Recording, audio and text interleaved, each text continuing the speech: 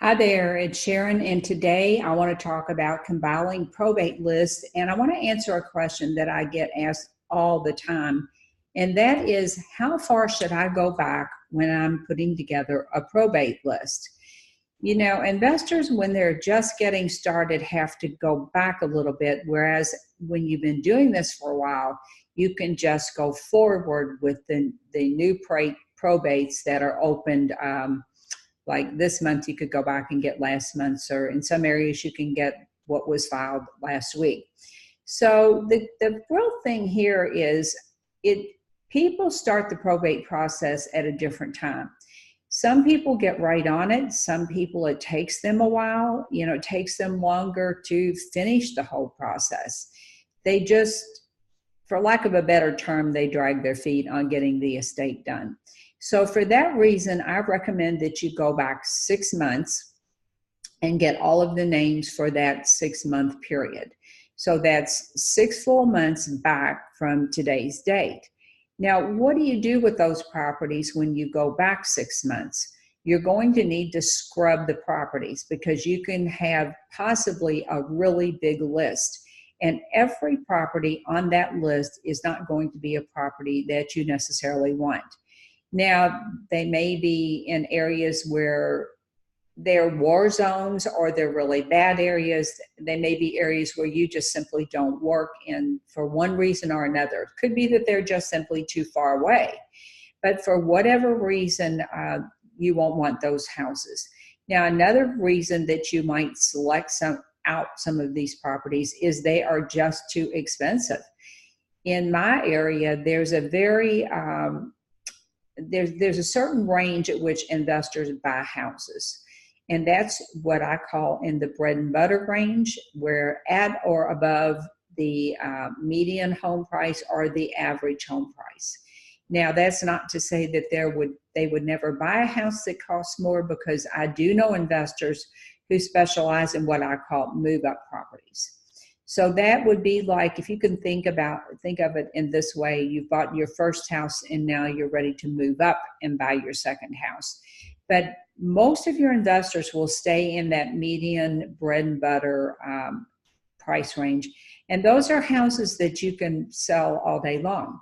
So whether you are a wholesaler wholesaling to a landlord or a rehabber, or you are a rehabber and you're going to be selling to an end buyer, you can sell those kinds of properties all day long. So my advice to you it's not so much about having a gigantic list as it is about having the right list. So go back 6 months, scrub your list. That means to clean up your list and get rid of all those that you don't want, and get rid of any properties that have sold. So that would be the first step. Now, take all of those out so that you narrow your list down and you've got a better list. So the next thing you want to do then is think about going forward. So if you add 1 month, like I'm recording this in January of 2019. So at the end of this month, if I add January, then next month I'd add February, and so forth.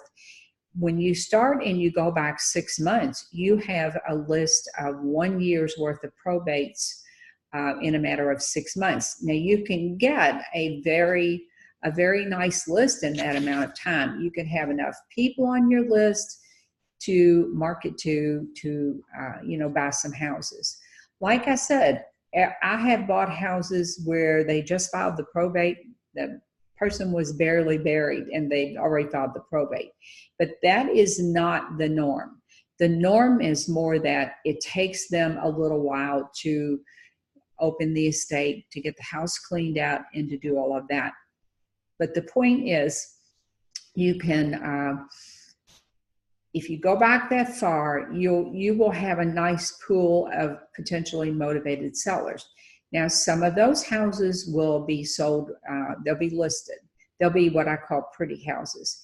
As an investor, what you're looking for is the houses that need a lot of work or a lot of repairs. So those will be the ones that you will want on your list. You will have no way of knowing generally when you get your list which one of the two categories those fall into. So that's another reason for you know, just fix your list, you know, scrub your list as best you can, and then just go from there. If you spend a whole lot of time trying to go in and do all this research and try to find out if there's a mortgage, what's owed on the mortgage, the house will probably be sold before you ever get through that process. Once your list starts getting big, it gets to be a little bit different animal to manage. Now, once you've got your, you start to build your list, you're going to want to scrub your list at least quarterly. And this, you're probably thinking, boy, this is a great big job. Well, yes, it is. And that's the reason. As you build your list, you're going to keep your list categorized by months. So when you go back and get each one of those 6 months, and we'll say, for this recording, we'll say we're going back to June. You would put those in June 2018. Then you would put the next group in July 2018, and so forth. Keep them in months, because when it's time to scrub your list, you're going to want to jump off the tall building if you haven't done that. And you're got your VA or whoever you get to help you with this process, they're not going to be able to do a good job for you. And this is a job for a virtual assistant. Now, you can get people on Upwork for not a lot of money that are really good at doing this sort of work. I do believe you need to start to build your list initially yourself so that you can train someone appropriately to do this for you. So go back 6 months and then add everybody as the months go forward, scrubbing your entire list about every 3-4 months, something like that. You know, you should really strive to do it that way, because what will happen is you'll be mailing people that have already sold the house, and the mailings get expensive, so you want to keep a handle on that. I think that pretty much covers this topic. If you have more questions, I get a lot of questions about probates. You can send them to me at sharon@sharonbornhope.com. I'm going to have a webinar coming up real soon, a webinar, a masterclass, whatever you want to call it. It's on off-market deals, and I'll be focusing a lot of the time on probates. If you're interested in probates, you can also find a lot of information over at the Louisville Gals Real Estate blog, or you can check out my course at probateinvestingsimplified.com.